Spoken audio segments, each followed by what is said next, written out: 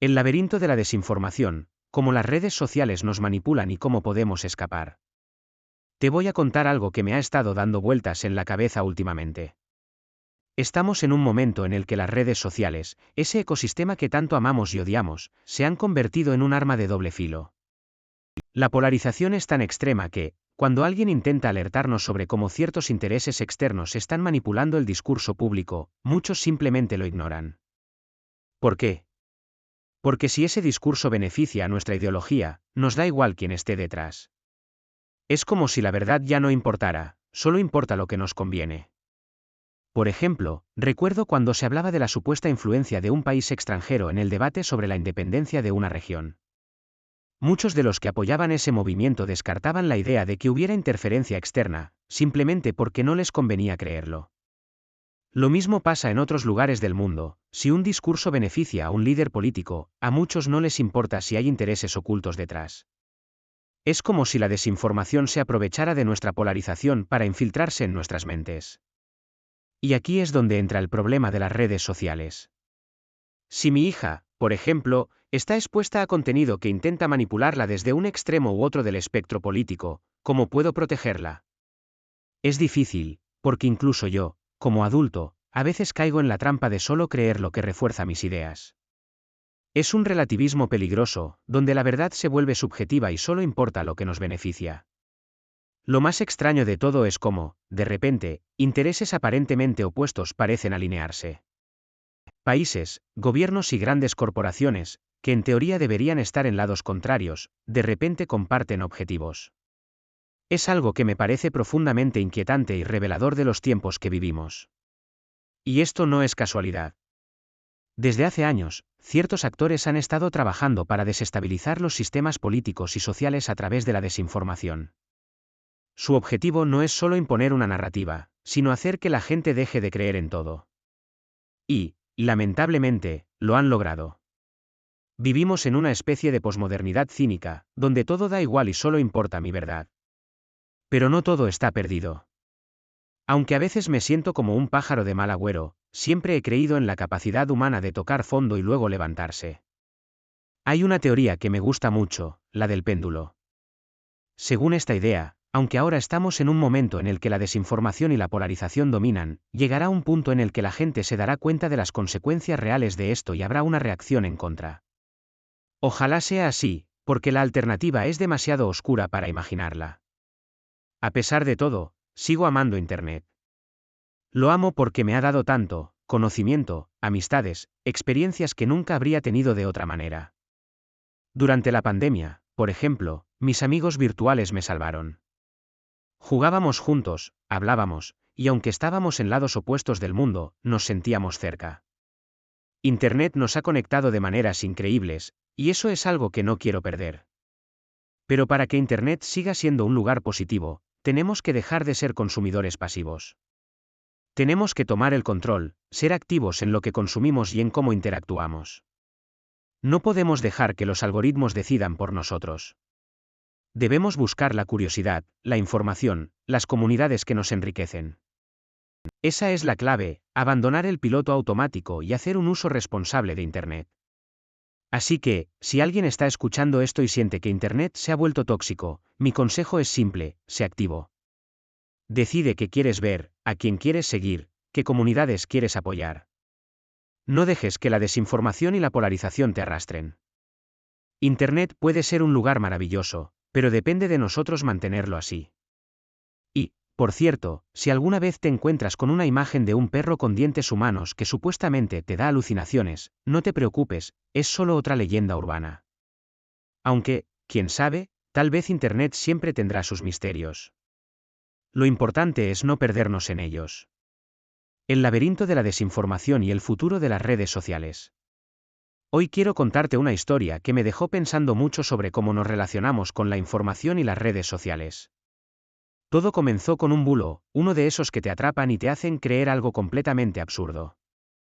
En mi caso, llegué a creer que un famoso streamer, uno de esos que vive en un lugar paradisíaco y que no recuerdo su nombre, había matado a un oso con sus propias manos. Lo escuché en un podcast, lo compartí con mis amigos y familiares, y durante un tiempo, esa historia fue mi verdad. Hasta que, Claro, descubrí que era mentira. Intenté desmentirlo, pero ya era tarde. Esa semilla de desinformación ya había echado raíces en algunas personas. Esto me llevó a reflexionar sobre cómo las redes sociales y las plataformas digitales han cambiado la forma en que consumimos información. Hoy en día, estamos inmersos en un mundo donde el libre albedrío parece ser la norma. Plataformas como Meta han decidido dar un paso atrás en la moderación de contenido, dejando que cada uno diga lo que quiera. Pero, ¿qué implica esto para la verdad? ¿Cómo afecta a la proliferación de contenido dañino o falso? Para entender esto, tenemos que mirar hacia atrás. Hubo un tiempo en que Internet se veía como una utopía, un lugar donde todos estaríamos conectados y accederíamos a un conocimiento ilimitado. Se creía que esto nos haría más sabios, más unidos. Pero la realidad fue muy diferente. Con el tiempo, Internet se convirtió en un espacio donde no solo se comparte conocimiento, sino también desinformación, odio y manipulación. Las redes sociales, especialmente después de los años 2000, se convirtieron en el epicentro de este cambio. Plataformas como Facebook y Twitter empezaron a usar algoritmos que decidían qué contenido se viralizaba y qué no. Y aquí es donde entra el poder de las grandes empresas tecnológicas, las llamadas Big Tech. Ellas son las que controlan esos algoritmos, y con ellos, el flujo de información. Pero no todo es tan sencillo. En 2016, por ejemplo, hubo un punto de inflexión.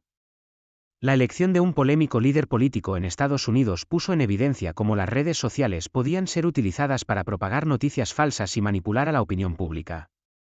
Muchos culparon a Facebook por permitir que las fake news influyeran en el resultado electoral. Esto llevó a un cambio en las políticas de moderación de contenido, con plataformas aliándose con verificadores de noticias para combatir la desinformación. Sin embargo, las cosas no han seguido ese camino. Recientemente, hemos visto un giro en la dirección opuesta. Meta, por ejemplo, ha anunciado que dejará de financiar a los verificadores de noticias y reducirá su equipo de moderación. Esto ha generado un debate enorme. ¿Es esto una apuesta por la libertad de expresión o un retroceso en la lucha contra la desinformación? Lo que está claro es que estamos en un momento crucial. Las redes sociales ya no son solo un espacio para compartir fotos o memes, son un campo de batalla donde se libran guerras políticas, ideológicas y culturales. Y esto nos afecta a todos, porque todos estamos conectados. En medio de este caos, hay personas que intentan mantener la claridad. Una de ellas es una experta en tecnología y medios, alguien que ha dedicado su vida a entender cómo Internet y las redes sociales moldean nuestra sociedad. Ella nos recuerda que estamos viviendo un experimento social sin precedentes. ¿Qué pasa cuando conectas a casi todos los seres humanos del planeta? Las consecuencias son enormes, y aún no sabemos hacia dónde nos llevarán. Lo que sí sabemos es que Internet no es neutral. Como alguien dijo una vez, Internet es como el alcohol, magnifica lo que ya está dentro de ti. Ha amplificado tanto lo bueno como lo malo, y nos ha conectado de maneras que nunca imaginamos. Pero también nos ha expuesto a riesgos que no podemos ignorar. Así que, mientras navegamos por este laberinto de desinformación, es importante preguntarnos, ¿qué futuro queremos para las redes sociales? ¿Cómo podemos equilibrar la libertad de expresión con la responsabilidad de proteger la verdad? Estas son preguntas difíciles, pero necesarias. Porque, al final del día, todos somos parte de esta historia. Y lo que decidamos hoy, definirá el mundo del mañana. El dilema de la moderación, cuando el control de contenido se convierte en un problema global. Te cuento algo que me ha hecho reflexionar mucho últimamente. Imagina que tienes una red social, algo enorme, donde millones de personas comparten sus vidas, opiniones y, a veces, cosas que no deberían. Ahora, piensa en cómo decides qué contenido dejar y qué contenido eliminar. Es un problema gigante, ¿no? Pues eso es exactamente lo que ha estado pasando con las grandes plataformas, especialmente con una en particular que todos conocemos. Resulta que, cuando intentas filtrar contenido extremo, siempre hay un margen de error. Si quieres que no se te escape nada violento o peligroso, vas a terminar bloqueando cosas que quizás no deberías. Es como si tuvieras una red muy fina, atrapas todo, pero también cosas que no querías. Esto es lo que pasaba, por ejemplo, con el conflicto entre dos regiones muy conflictivas. Había imágenes duras, reales, que algunos activistas y periodistas usaban para mostrar lo que realmente ocurría. Pero, Claro, esas imágenes también eran violentas, y las plataformas las bloqueaban. Entonces, esos usuarios se quejaban de censura. Y, en parte, tenían razón. Pero aquí está el dilema: ¿es mejor que se te escape algo extremo o que bloquees algo que no deberías? Para mí, es preferible que me censuren una foto de vez en cuando a que se permita algo realmente peligroso. Pero no todos piensan igual. Y las plataformas, después de años de intentar moderar todo, han decidido que ya no quieren cargar con esa responsabilidad. Es como si dijeran: esto es demasiado grande para nosotros. Es un problema de la humanidad, no nuestro. Y eso me parece un poco hipócrita. Porque, al final, ellos crearon este monstruo. Es como si abrieras un bar, no pagaras bien a tus empleados y luego dijeras: es que este negocio no es rentable. Pues quizás no deberías tener un bar, ¿no? Lo mismo pasa aquí. Si no puedes manejar el lío que has creado, quizás no deberías ser el dueño del lío. Pero hay más.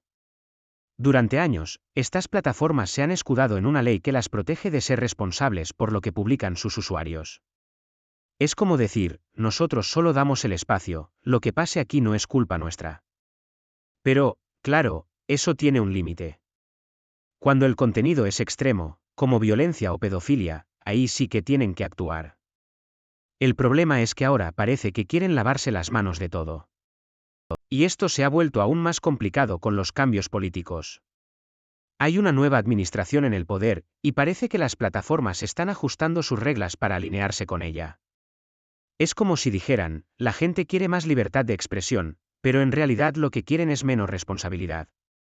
Y eso es peligroso. Además, hay un cambio de mentalidad en la persona detrás de todo esto. Alguien que empezó muy joven, creó algo enorme y ahora parece estar en una especie de crisis personal. Se ha vuelto más conservador, ha cambiado su imagen, y hasta ha hablado de la energía masculina en las empresas. Ha despedido a equipos enteros que se encargaban de la diversidad y la igualdad, y ha traído a personas más alineadas con sus nuevas ideas. Todo esto tiene consecuencias graves. Las redes sociales no son solo un lugar para compartir fotos, son una plaza pública global. Si no se moderan bien, pueden ser usadas para difundir mentiras, odio e incluso incitar a la violencia. Ya lo hemos visto en casos como el asalto al Capitolio o los genocidios en otros países. Y ahora, con menos moderación, esto podría empeorar. Lo más preocupante es que parece que las plataformas confían en que no nos demos cuenta de lo que está pasando. O que, si nos damos cuenta, ya estemos tan saturados de información que no nos importe. Pero esto no es algo que podamos ignorar. La moderación funciona, y los datos lo demuestran. Eliminarla es una decisión deliberada que podría tener consecuencias devastadoras. Así que, mientras seguimos navegando por estas redes, es importante preguntarnos: ¿quién decide lo que vemos? ¿Y a qué costo? Porque, al final, esto no es solo un problema de una empresa, es un problema de todos. Y si no lo enfrentamos, las consecuencias podrían ser irreversibles. Entre mitos, teorías y desinformación, un viaje por las creencias populares. Hoy quiero hablarte de algo que me ha dejado pensando mucho últimamente: cómo las teorías, los mitos y la desinformación se mezclan en nuestra vida cotidiana, creando un mundo de creencias que a veces parecen más reales que la propia realidad. Todo esto me hizo reflexionar sobre cómo, a veces, nos aferramos a ideas que no tienen fundamento, pero que, de alguna manera, nos dan una sensación de control o de entender algo que, en el fondo, es incomprensible. Por ejemplo, hay una teoría que circula por ahí, relacionada con una figura política muy conocida, que dice que, cuando se cumplan 100 años de su nacimiento, se revelará una lista de nombres de una supuesta élite corrupta involucrada en tráfico de menores. Esta teoría, que forma parte de un movimiento conspirativo más amplio, ha sido alimentada por un contador en línea que nadie sabe quién creó ni por qué. Lo curioso es que este contador extiende la narrativa hasta el año 2046, lo que, para mí, parece una forma muy conveniente de mantener viva la teoría sin que nadie tenga que asumir responsabilidades. Es como si alguien dijera: no, no es ahora, será dentro de décadas. Y así, la historia sigue rodando, sin pruebas, sin fundamentos, pero con un poder increíble para captar la atención de la gente. Pero no solo las teorías conspirativas nos engañan. También están esos mitos cotidianos que todos hemos escuchado desde pequeños y que, aunque no tienen base científica, siguen formando parte de nuestra vida. ¿Recuerdas cuando te decían que si te tragabas un chicle, tardaría 7 años en digerirse? Yo, de pequeño, estaba aterrado cada vez que me pasaba. Pero, en realidad, no es así. Sí, el chicle no se digiere completamente, pero no se queda pegado en el estómago. Los jugos gástricos hacen su trabajo, aunque no tan eficientemente como con otros alimentos. Aún así, durante años, viví con ese miedo absurdo. Y luego está esa idea de que si algo cae al suelo y lo recoges antes de 5 segundos, no se ensucia. ¿Quién no ha hecho eso? Pero, vamos, seamos honestos, el suelo está lleno de bacterias, y el primer contacto ya es suficiente para que algo se contamine. Claro, si el suelo está seco y el objeto también, quizás el riesgo sea menor, pero no deja de ser una ilusión. Aunque, admitámoslo, todos hemos comido algo que se nos cayó al suelo, y aquí seguimos, vivos y coleando. Otro clásico es el famoso "no te bañes después de comer", que te da un corte de digestión. Mi madre me lo repetía como un mantra. Pero, en realidad, no es tan simple. Lo que puede ocurrir es un síncope por hidrocución, que es cuando hay un cambio brusco de temperatura, como meterse en agua muy fría después de comer o tomar el sol. Eso sí puede causar mareos, vómitos o, en el peor de los casos, pérdida de conciencia. Pero no es algo que pase por bañarte tranquilamente después de comer. Aunque, claro, mi madre siempre tenía razón, ¿no? ¿Y qué decir de dormir con el pelo mojado? ¿Te resfrías por eso? Pues no, el resfriado lo causa un virus, no el frío en sí. Aunque es cierto que si pasas mucho frío, tu cuerpo puede estar más vulnerable a contraer un virus, pero no es el pelo mojado lo que te enferma. Lo que sí puede pasar es que te salgan hongos por la humedad en la almohada o que duermas incómodo, pero eso es otra historia. También está ese mito de que cortar las puntas del cabello hace que crezca más rápido. Esto me suena a esos consejos de TikTok que no tienen ningún sentido. El pelo crece desde la raíz, así que cortar las puntas no afecta su crecimiento. Es como decir que si te quitas una cana, te salen 3 más. No, simplemente no funciona así. Y, por último, está el tema de dejar el móvil cargando toda la noche. Mucha gente cree que eso daña la batería, pero la verdad es que los teléfonos modernos son bastante inteligentes y regulan la carga para evitar daños. Aunque es cierto que mantener la batería entre el 20% y el 80% puede alargar su vida útil, dejarlo cargando toda la noche no es el fin del mundo. En fin, todo esto me hace pensar en cómo, a veces, nos aferramos a creencias que no tienen fundamento, pero que, de alguna manera, nos dan una sensación de control o de entender algo que, en el fondo, es incomprensible. Ya sea una teoría conspirativa o un mito cotidiano, lo importante es cuestionar, investigar y no quedarnos solo con lo que nos dicen. Porque, al final, la verdad suele ser más interesante que la ficción. Un futuro desolador, como las redes sociales están abandonando a los más vulnerables. Hoy me siento profundamente desolado. No puedo evitar pensar en cómo las decisiones que se están tomando en el mundo de las redes sociales están afectando a los colectivos más vulnerables. Especialmente, me preocupa la comunidad LGBTQ, que ya enfrenta una hostilidad tremenda en lugares como Estados Unidos, donde el discurso político se ha vuelto cada vez más agresivo.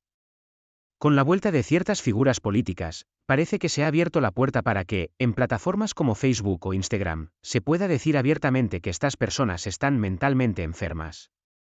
Y lo peor es que esto no es algo que se esté ocultando, al contrario, se está normalizando. Lo que más me inquieta es cómo estas plataformas están delegando la responsabilidad de moderar el contenido a los propios usuarios, a través de herramientas como las notas de la comunidad. En teoría, estas notas permiten que la gente vote y decida qué información es falsa o no, como cuando alguien dice que la Tierra es plana. Pero, ¿qué pasa cuando se trata de discursos de odio? Ahí no hay un mecanismo claro para detenerlos. De hecho, estas herramientas pueden convertirse en un arma, como ya ha ocurrido en otras redes sociales, donde se han utilizado para atacar a minorías. Lo que estamos viendo es una especie de gris en el discurso público. Para quienes defendemos los derechos de la comunidad LGBTQI, y esto no es un gris, es una amenaza clara. Pero en un contexto donde el discurso político se ha polarizado tanto, incluso estas agresiones se están normalizando. Y no solo afecta a la comunidad LGBTQ, sino también a otros grupos vulnerables, como las mujeres, los inmigrantes y las minorías religiosas. Parece que todo se ha vuelto opinable, y eso es peligroso. Lo que más me duele es que, en lugar de luchar por estos espacios, parece que estamos cediéndolos. Estamos retrocediendo, permitiendo que aquellos que promueven el odio ocupen cada vez más terreno. Y mientras tanto, muchos de nosotros nos refugiamos en comunidades cerradas, en burbujas donde nos sentimos seguros. Pero eso no es una solución. Al final, estamos dejando que el mainstream se convierta en un lugar tóxico, mientras nosotros nos aislamos en rincones más pequeños y privados. Y luego está el tema de las notas de la comunidad. Aunque en teoría son una buena idea, en la práctica tienen muchos problemas. Lo más absurdo es que estas plataformas, que son algunas de las empresas más capitalizadas del mundo, están pidiendo a los usuarios que trabajen como voluntarios para moderar contenido. Es decir, no solo les damos nuestro tiempo y atención, sino que ahora también tenemos que hacer su trabajo. ¿Qué tipo de personas dedican tanto tiempo y esfuerzo a esto? Probablemente, aquellos con intereses políticos o agendas ocultas. Y eso es preocupante, porque no hay nadie que controle quién está detrás de estas decisiones. Además, la moderación comunitaria no es algo nuevo en Internet. Siempre ha sido complicada, y muchas comunidades han visto cómo el ambiente se volvía tóxico con el tiempo. Lo que antes era gestionado por profesionales, ahora se está dejando en manos de personas sin herramientas ni apoyo. Y eso tiene consecuencias. Conozco a alguien que trabajó como moderadora y terminó con una baja por depresión. ¿Cómo podemos esperar que personas comunes hagan ese trabajo sin ningún tipo de respaldo? Todo esto me lleva a pensar en el futuro de Internet. Parece que estamos volviendo a los inicios, a esos espacios más pequeños y naif donde todo era más sencillo. Pero eso no es necesariamente bueno. Estamos creando burbujas, y aunque algunas de ellas pueden ser más progresistas o respetuosas con los derechos humanos, el problema es que estamos abandonando la lucha por conquistar el espacio público. Y eso es algo que no debería estar en manos de unos pocos intermediarios que deciden cómo funcionan los algoritmos o qué políticas aplicar. Recuerdo cuando Internet era un lugar más libre, donde tú decidías qué ver y con quién relacionarte. No había intermediarios que controlaran todo. Pero las redes sociales nos han convencido de que son el único modelo viable, y eso no es cierto. Hay alternativas, como las redes descentralizadas o herramientas como los feeds RSS, que nos permiten tener más control sobre lo que consumimos. Pero para que estas alternativas funcionen, necesitamos un cambio de mentalidad. Tenemos que dejar de navegar en piloto automático y empezar a ser más conscientes de lo que estamos haciendo. El problema es que no todo el mundo está dispuesto a dar ese paso. Mucha gente sigue usando las redes sociales porque es donde están sus amigos, sus influencias y la información que les interesa. Y aunque les lleguen noticias sobre los problemas de estas plataformas, como el papel que jugaron en el genocidio de los Rohingya en Myanmar, no siempre les importa lo suficiente como para cambiar sus hábitos. Y luego está el tema de la inteligencia artificial. Aunque podría ser una herramienta útil para moderar contenido, la realidad es que todavía no es capaz de entender matices, ironía o empatía. Además, el volumen de información que se genera es tan grande que incluso la IA tiene dificultades para manejarlo. Y eso sin contar con cómo los actores geopolíticos están utilizando estas herramientas para manipular el ecosistema informativo. Estamos en medio de una nueva guerra fría en Internet, donde las grandes empresas tecnológicas, los gobiernos y otros actores están compitiendo por controlar la información. Y eso es algo que debería preocuparnos. No podemos permitir que estas decisiones sigan en manos de unos pocos. Necesitamos recuperar el control de nuestra experiencia en Internet, antes de que sea demasiado tarde. Al final, todo esto me deja con una sensación de desolación. Es increíble que, después de todo lo que hemos avanzado, todavía estemos luchando por lo mismo. Pero también creo que hay esperanza. Internet es una herramienta maravillosa, y si aprendemos a usarla de manera consciente, podemos recuperar lo que hemos perdido. Solo necesitamos empezar a actuar.